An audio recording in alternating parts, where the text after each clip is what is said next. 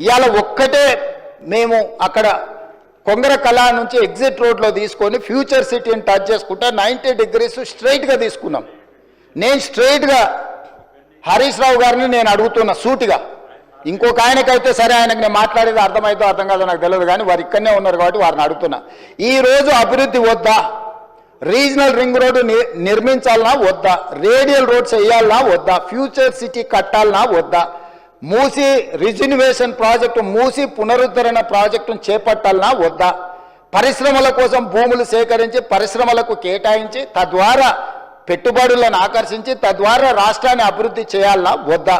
10 సంవత్సరాలు ప్రభుత్వాన్ని నడిపిన మీరు, 10 సంవత్సరాలు తెలంగాణను ప్రపంచానికి ఒక మోడల్గా డెవలప్ చేసిన మీరు ఎక్కడ కూడా భూమి సేకరించకుండానే మీరు చేసిండ్రా?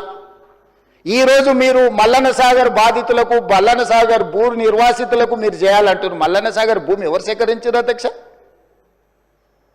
ఎవరి ఫామ్ హౌస్ దగ్గర? ఈరోజు వారు అడిగితే నేను విచారణకు ఆదేశించడానికి సిద్ధంగా ఉన్నా అధ్యక్ష. కొండపోచమ్మ ప్రాజెక్టు నుంచి ఫామ్ హౌస్లకు డైరెక్ట్గా కాలువలు తీసుకున్న వాళ్ళు ఎవరు? ఈరోజు కట్టుకున్న రిజర్వాయర్లు అది రంగనాయక సాగరా, లేకపోతే కొండపోచమ్మనా, లేకపోతే మల్లన్న సాగరా? ఎవరు భూములు కొనుక్కున్నారు? ఎవరు ఫామ్ హౌజులు కట్టుకున్నారు? ఎవరి ఫామ్ హౌజులకు ఆ రిజర్వాయర్ల నుంచి నీళ్లు పోతున్నాయి? రోడ్లు ఎవరు వేసుకున్నారు? ఈరోజు నాకు కానీ నా కుటుంబ సభ్యులకు కానీ నేను ప్రభుత్వం వచ్చిన తర్వాత 1 ఇంచు భూమి అయినా ఎక్కడైనా మేము కొనుక్కున్నామా? అది ఫ్యూచర్ సిటీ కాదు, 4 బ్రదర్ సిటీ అని. 4 crore brother and sisters city అధ్యక్ష. 4 కోట్ల తెలంగాణ సోదరులు సోదరీమణుల యొక్క సిటీ అధ్యక్ష. That is our future.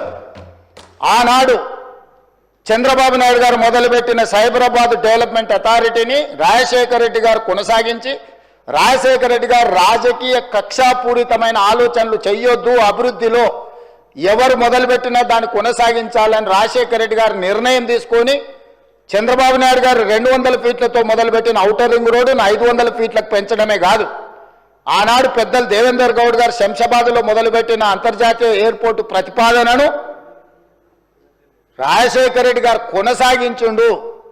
Rajasekhara Reddy గారు ఆనాడు ఐటీ కానీ ఫార్మా కానీ, నేదురుమల్లి జనార్దన్ రెడ్డి గారు మొదలుపెట్టిన hitech city foundation, Rajiv Gandhi గారిని ఆదర్శంగా తీసుకొని మొదలుపెట్టిన హైటెక్ సిటీని చంద్రబాబు నాయుడు గారు కొనసాగించారు.